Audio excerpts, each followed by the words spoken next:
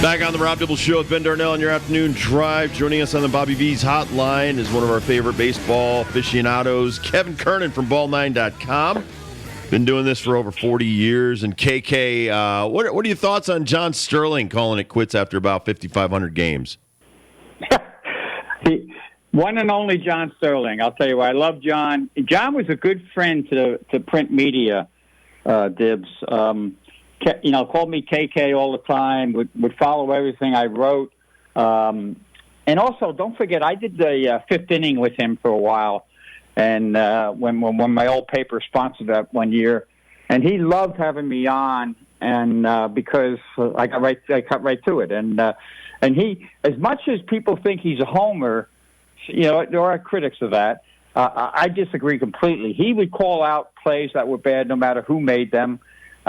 Super honest, super energetic. We cannot forget his energy. And Diz, when you become so well known for your home run calls, and your team is maybe trading for someone or is getting someone, when the public starts thinking about what would John's home run call be, that's a credit to him, and that's what he's all about. I go all the way back to when he was broadcasting the Atlanta Hawks.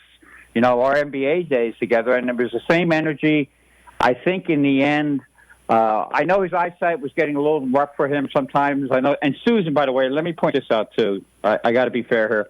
Susan, my joke with Susan, because John is so unique in a fun way, but there is some, I got to phrase the right word here. There is some, I wouldn't say baggage, but you got to pay attention. There's some things you got to do. So my joke with Susan, Diz, was always that when your time comes and you go see St. Peter, he's going to rush you right in because you took care of John all these years. Yeah. So, well said. And she would have the same reaction, the same laugh, and John would laugh too. Because we at the end of every spring training, we go out to dinner. John was a connoisseur. You got good restaurants, good wine, good steak, whatever. He was a big swimmer. I don't know if people knew that. He was a Speedo guy. He would he'd do his laps every morning. So he's got 3 kids. I think he's got triplets that are graduating college soon. So I think that's part of it as well. God bless John Sterling. I think he's been great for the Yankees and great for baseball. Now, KK, we do have a segment on this show where it is just trying to come up with John Sterling calls. So you totally nailed that. For new players. That's right. Your Speedo comment made our producer throw up in his mouth a little bit. So got that going you. If you think about it, though, if you're a real swimmer and really taking it seriously, you're in a Speedo. All right, the real question I want to ask you, how does the biggest scandal in baseball history just evaporate over a week with the Shohei Ippy drama? That is a great question. I mean, not to get too political here, Trevor Bauer's the worst guy in the history of baseball, and all of a sudden we get this, and plus, I know Dibs, Dibs made some money, and, nobody made this kind of money, but I don't care who you are. Every Japanese player I know, and I knew a lot of them, and guys like Ichiro, they are so, they're on top of everything, from their uniform, their equipment, to their life. How does $16 million disappear and you don't notice it? I mean, I don't know what's going on. I think it's, I don't have the answer for that. I don't even pretend to have the answer for that. But obviously, if baseball doesn't want it to be a big thing, they won't make it a big thing. And if nothing else, how about the lack of, when you bring this guy in, they don't do any background check? Never vetted him. Don't find any, right. Yeah, never vetted him, because this is the inmate running the asylum to the 10th degree. Whatever Shohei wants, he gets. And I always found myself in limited dealings with him, but this guy was keeping something back, whether the questions, he was a line of defense for Shohei. He wasn't there to interpret. He was there to keep him in the dark. And I guess the answer to your question is Shohei was completely in the dark about his life. And to be that shocked and that stunned, and we all saw the reaction at the end of that game, how he was still kidding with the guy like he's his best friend. So it's, baseball. I think baseball wanted to go away, and it certainly has gone away. All right, so I know you've been talking about David Cohn and this whole problem, but I continue to hear about the baseballs as well. And I listen, the way I evaluate it is they're throwing 60, 70% off-speed stuff versus where we used to throw 70, 80% fastballs. And a lot of this has trickled down all the way to where I'm coaching 15, 16-year-olds are doing it now. And there's no right or wrong answer to the injuries. My question for you is, why is there no regulations on a baseball? Like a football's a football, basketball's a basketball. Every baseball is different, and now sometimes they're rubbed up. I know that the other night Kenley Jansen was saying, listen, there's the worst balls he can remember because they weren't rubbed up. I mean, why can't we pay more attention to something that is destroying the game? Nobody wants to watch like the second or third or fourth best pitchers. We want to watch the best, and all these guys are going down with injury. Why can't they either get some kind of substance for these guys that's uniform? Why can't they get a ball that's uniform? Why is the commissioner kind of asleep on this whole thing? Well, once they got involved with what they purchased Rawlings, right, and and that changed everything. You used to have your clubbies making it. They're actually trying to. They've been experimenting in the minor leagues with a pre-rubbed up ball, which I heard is even more of a disaster. The easy answer is anything they touch, they ruin. Really, it's that simple. And I don't even blame the Rawlings people here. It should be, I'm sure you watched Dynasty and the thing about the balls with the Patriots, right, and how the pressure was out and how they always kept under surveillance. There should be, with all the money baseball has, there should be technically an umpire or a ball guy, whatever, at every game. He should have the balls under control. They should all be uniform. And this is very simple. There should be something for the pitchers so they don't blow their arms out. It's the way they hold these balls, and they have to snap it, and that's one of the big problems. And you get 14 walks the other day in the Dodger game. You got the Marlins are averaging just about 5 walks per game. A lot of if the hitter can have stuff to protect him with the bat and hold the bat, the pitcher should have that. It's another people running baseball don't know baseball problem. And we see it over and over again. That's the number one thing they should fix, though. Fix the baseballs, make it uniform, make it so the pitchers know what they're going to get each and every day, no matter where they play.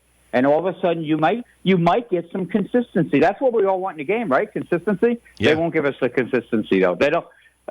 It's beyond me. But for safety reasons, though, I mean, KK, that's my problem. It's like in the NFL, they're like, okay, the footballs have to be something. The basketballs, if you watch any basketball game, college, pro, the 2 top players or captains on each team go over and check the ball out before the game, before they even do the tip-off. So I just think that Major League Baseball doesn't care enough to regulate these baseballs. And like you said, they ended up just buying the company so they could do whatever they want to the baseballs.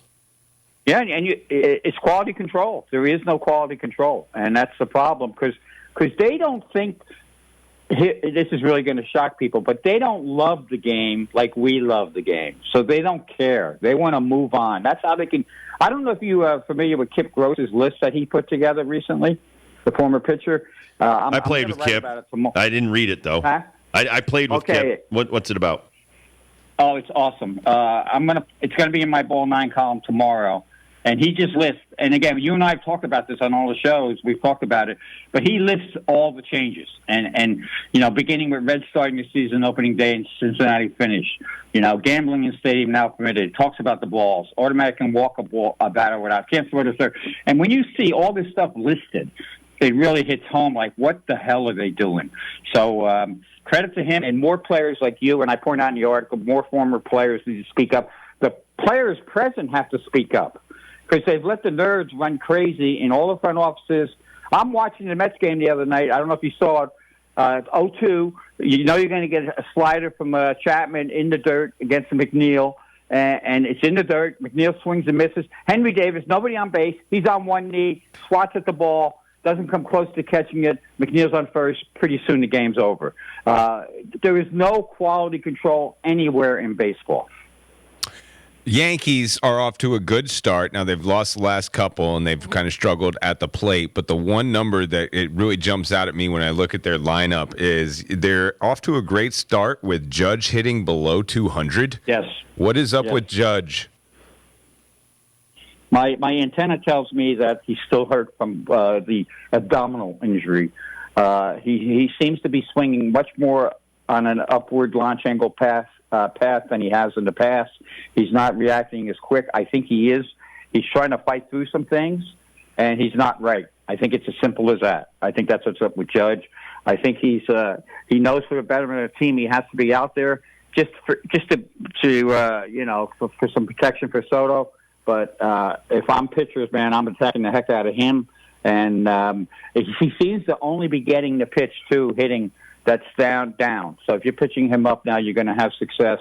And until he gets right, the Yankees, it would be very dangerous if he continues at this pace, because when you get to the postseason, you do see the better pitching, and he'll be overmatched at this rate.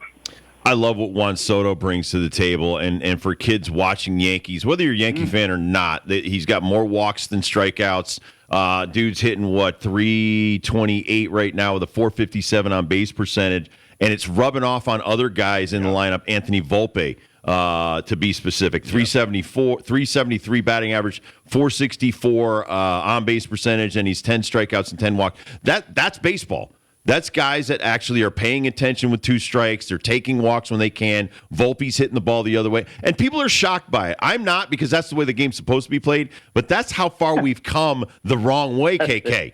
When people, oh, my God, can you believe that he's doing? No, that's what he's supposed to do. But we're so the other way with guys hitting, listen, Torres is hitting, 209. Judge is hitting 194. Stanton is hitting 250, which is actually an improvement. But Verdugo's hitting 224. Most of these guys, there's over 41 guys hitting under 200 right now in the major leagues, and that are everyday players, KK. It shouldn't be a shock that guys know how to hit and hit the other way with 2 strikes.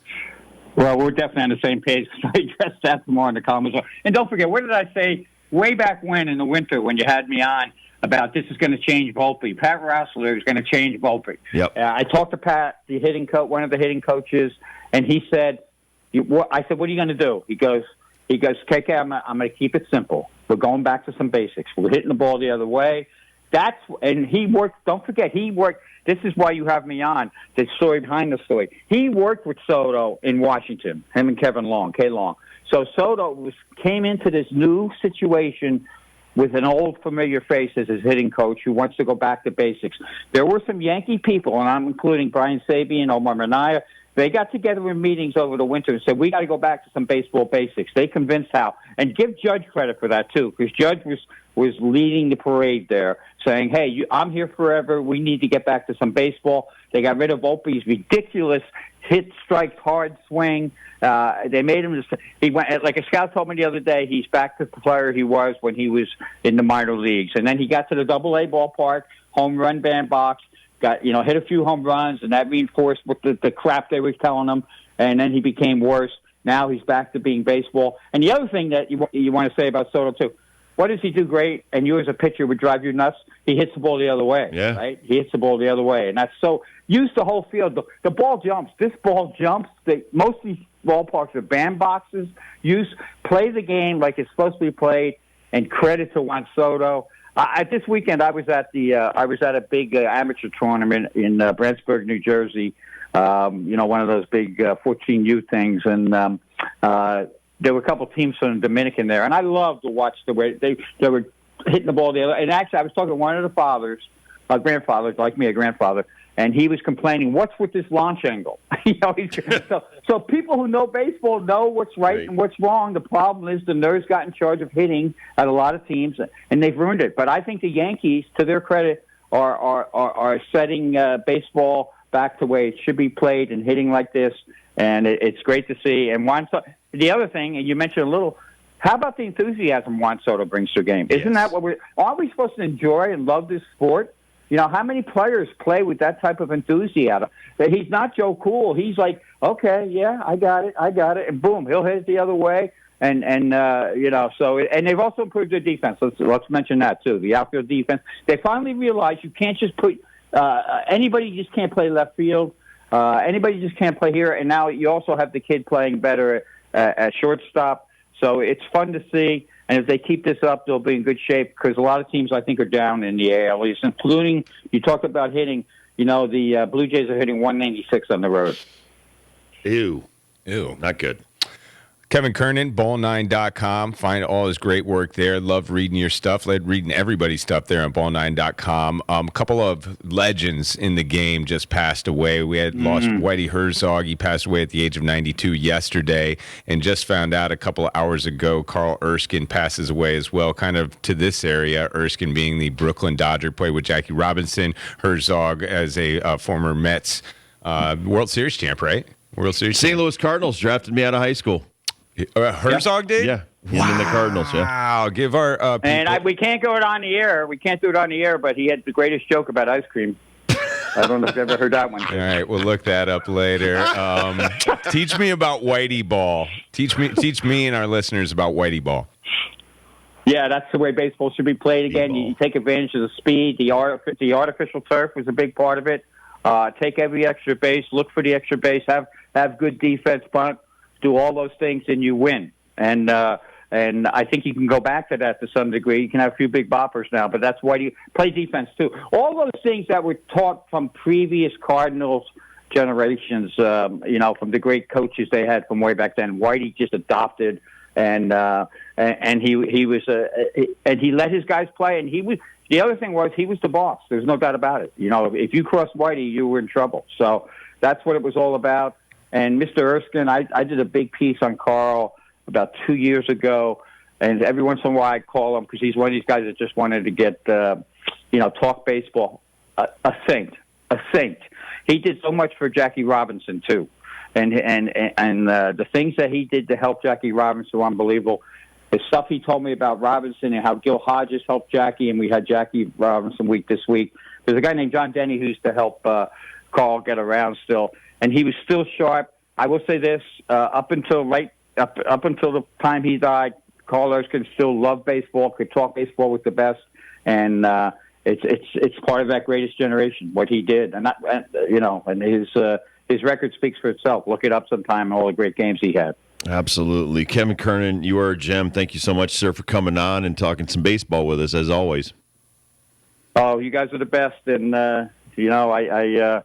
I'm hoping to run into you, Diz, at one of these tournaments at some point. Well, we're going to be all over the place, Jersey, Maine, so I'll let you know where we're going to be this summer. My 15 and 16 U teams. You got a Memorial, 15 and 16, good. Yeah. Memorial Day tournament? Yeah, absolutely.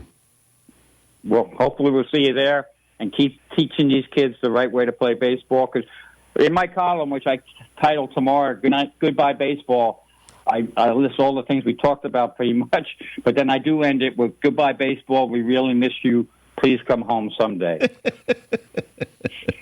You're the best. Thank you, KK. Take care. All right, Bye-bye. you too. Bye. Yeah, Whitey Herzog, Hall of Famer. We'll take a quick break. We'll come back to first dibs question of the day.